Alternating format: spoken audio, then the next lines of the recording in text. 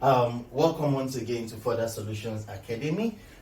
Please do well to share and subscribe our link to our YouTube channel, and you can reach us on the contact of +2348034495990. You can either call us, you can send us a WhatsApp message, or you can reach us via Telegram for any comments, any contribution, or further questions or clarity that you need on any of our videos. So you can, please don't forget to share and subscribe. For today on chemistry, we would be continuing with where we started in our last class, which is the gas laws and calculations. And the law we'll be going to today is the Gay-Lussac's law. Now, Gay-Lussac gave laws on gas laws, but basically there are two different laws that he actually gave. And the first one is the pressure law,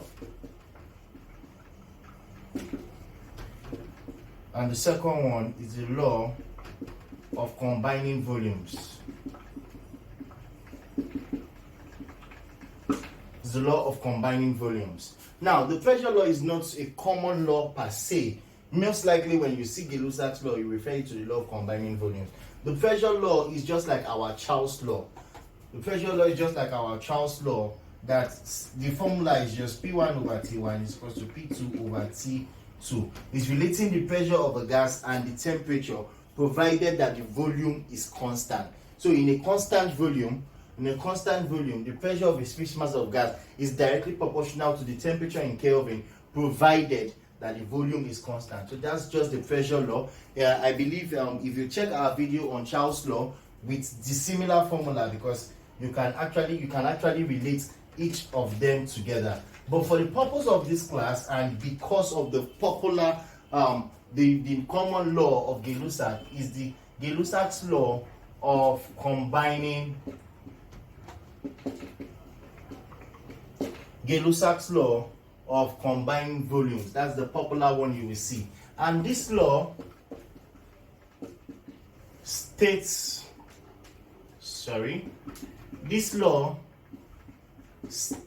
that when gases react together,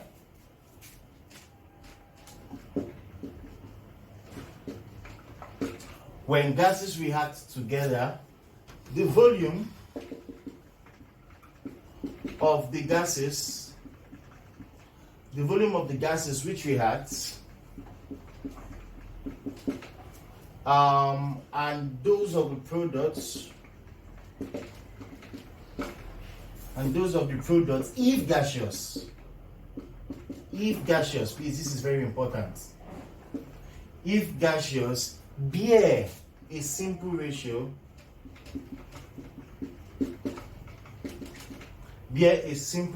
to one another, provided your temperature and pressure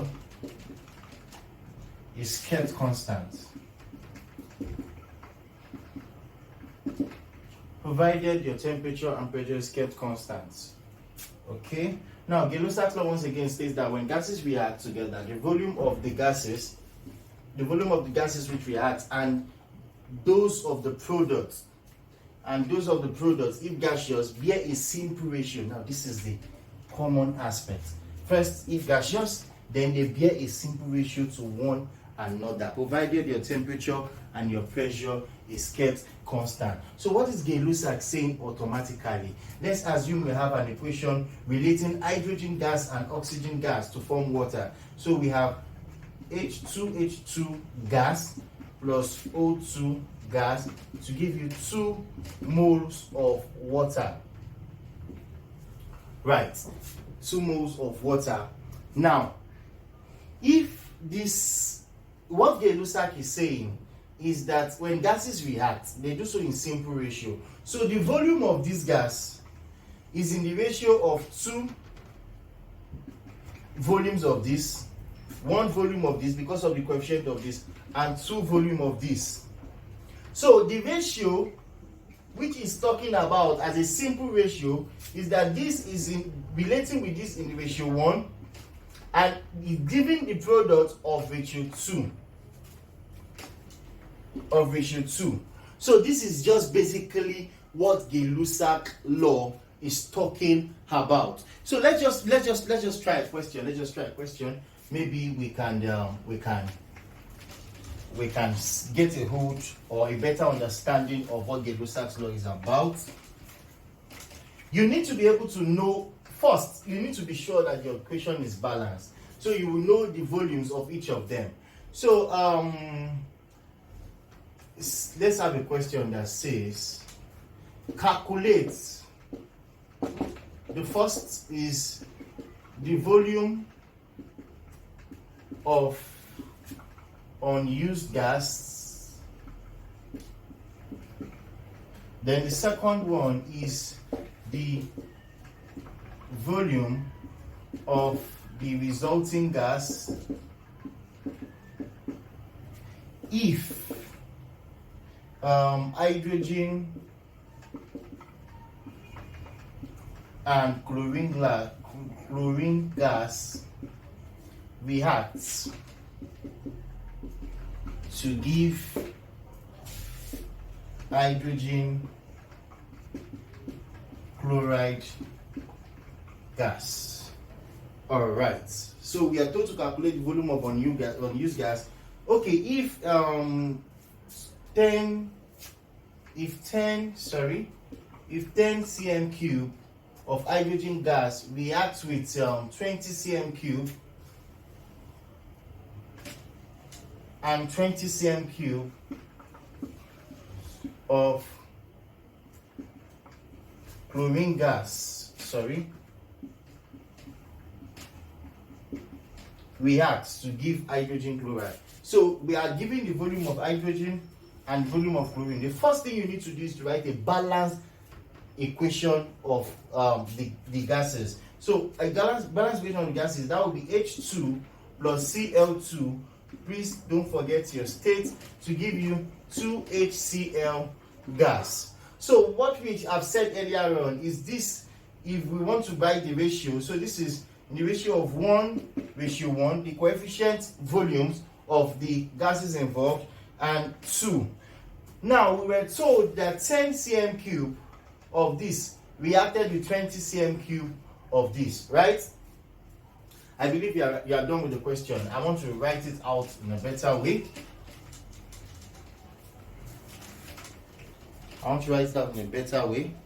So we have H2 plus Cl2 to give you 2HCl gas.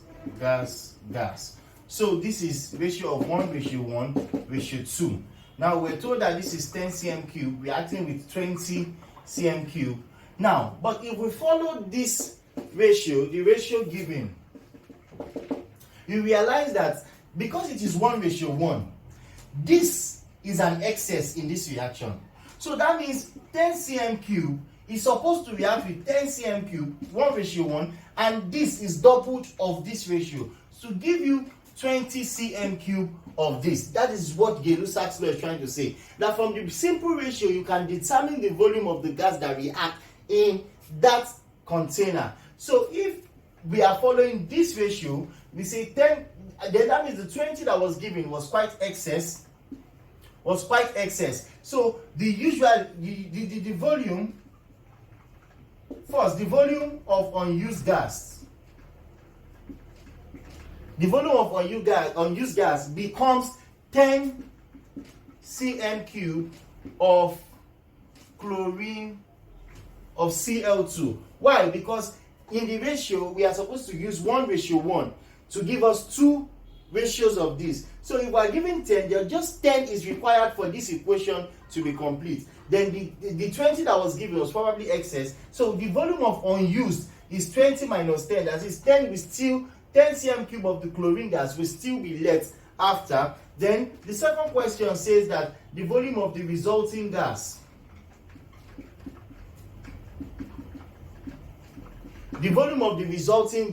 is actually going to be remember this is because this is ratio 2, so it's supposed to double this, and that is 20 cm cube of HCl. The unused gas, because it's a gas, so it's also giving up. So the composition of this volume is 20 cm cube of this, which is the product, and 10 cm cube of Cl2 gas. So you may be asked that what is the total volume?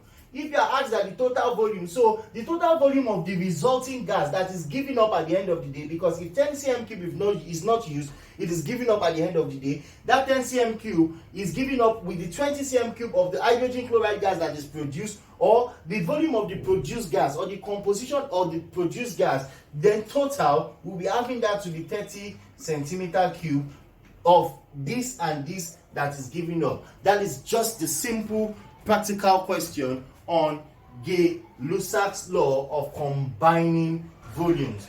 Gay-Lussac's law of combining volumes. Gay-Lussac's law of combining volumes.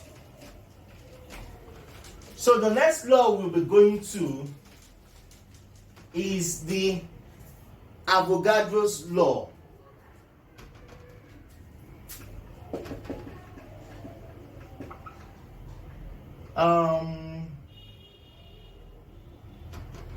Before we go into Avogadro's law, I think we should go into Dalton's law of partial pressure.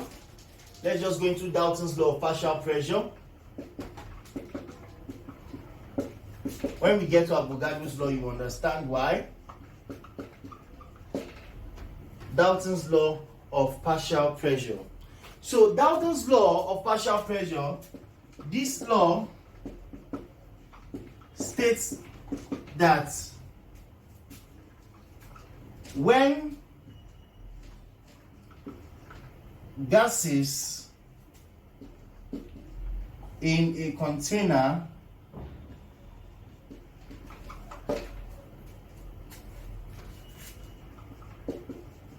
are kept or stored together but do not react chemically. Please take note of this. The gases are not reacting chemically. The total pressure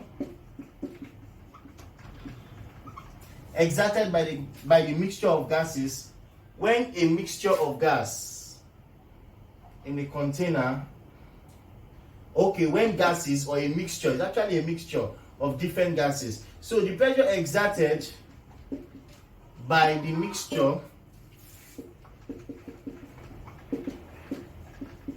of gas, the pressure exerted by the mixture of gas is the sum total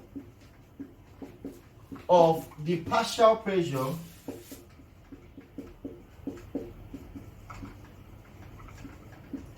of each constituent gas. This is my own way of defining or stating Dalton's law of partial pressure. The law states that when gases, that is a mixture of gases in a container, are kept or stored together but they do not react chemically, that the total pressure exerted by the mixture of gas is equal to the sum total of the partial pressure. So mathematically, what it's saying is P total, that is total pressure of, let's assume we have gas ABC, is equals to the partial pressure of gas A plus partial pressure of gas B plus partial pressure of gas C, all down to gas N. So the total of each partial pressure is equals to the sum, the total pressure, the sum total is equals to the total pressure of the gases confined in that container, provided that they do not react together. Okay, so how do we get the partial pressure of each of the gases? I think we should talk about that. Most times, to get the partial pressure of each of the gases, you must have known the total pressure of each of the gases. But most likely, you need to know the number of moles of each gas. So if I'm saying my P total is equals to PA plus PB plus PC down to Pn, my PA itself is equals to the number of moles of A over, okay, let me stop at PC. So let's assume we have gases. This is for a mixture of gases A, B, and C. So number of moles of gas A over the total number of moles of gases in the mixture times our P total. So that is how to find my PA. So at it being, I was given a question of oxygen gas, nitrogen gas, and chlorine gas. And oxygen gas is 2 moles. Oxygen gas is 2 moles. This is 5 moles, and this is 10 moles. And each of them are exerting a total pressure of about 7 atm. And I was told to calculate for the total partial pressure of oxygen. That becomes 2 over 2 plus 5 plus 10. That is 17 times 7. That will give me the partial pressure of oxygen gas alone. For nitrogen, that will be 5 moles over 17. Then for chlorine, it's going to be 10 moles over 17. That will give me the partial pressure of each of them. I hope you're able to understand that. So if I'm doing this, then under an ideal condition, if I want to find the partial pressure of my A, so my partial pressure of my A becomes, my PA is equals to NA RT over V. Under ideal conditions. So there will be questions where you'll be told under ideal conditions where the temperature will be provided, the volume will be provided, and your value of R will also be given. So if I want to do this, that means this is my PA. If I also want to solve for PB, my PB will be equals to my number of moles of B times RT over V under ideal condition. So if I want to solve for my P total will not just be equals to PA, but rather under ideal conditions is NART over V plus NB RT over V plus NCRT over V. If they have the same temperature and the same volume, you can actually bring the temperature and the volume out and solve for your total pressure. There are different dynamics of question, different ways of questions by which you can actually solve for the Dalton's law of partial pressure. So that is that on Dalton's law of partial pressure. And the next law we'll be talking about, like I wanted to do earlier, is the Avogadro's law. We'll just go briefly into the Avogadro's law, and that will be all for gas laws. That will be all for gas law. So Avogadro's law. Avogadro's law is actually a combination of Dalton's law of partial pressure and Gay-Lussac's law of combining volumes. And Avogadro's law states that this law states that equal volumes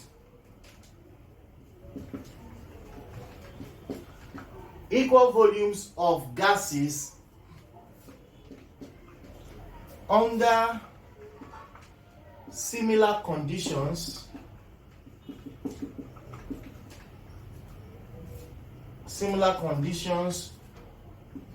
of temperature and pressure contain equal volumes of gases under similar conditions of temperature and pressure contain the same number of molecules. Just like we said, it is a combination of your Gay-Lussac's law and your Dalton's law of partial pressure. So instead of just talking about the volumes that we did in lussac, we'll be talking about moles and molecules in Avogadro's law. For instance, where we talk about hydrogen chloride gas reacting with chlorine gas to give you two HCl gas. For the lussacs, it made us know that this is 1:1:2. Then, if we are doing that, that is one volume, 2 volume. For Avogadro's law, because we are dealing with the number of moles or number of molecules, that means we are talking about this is in terms of 1 mole and 2 mole. And because we can find the moles, we can as well find the number of molecules. Remember that the 1 mole of a compound of an atom rather contain the 6.02 times 10 raised to the power 23 molecules. So we can use that to find each molecule of each mole of the substance after first getting the balance equation and the ratio of the moles So that is all on Avogadro's law, and we are done with gas laws and the calculations. Don't forget, once again, this is Further Solutions Academy. Once again, this is Further Solutions Academy.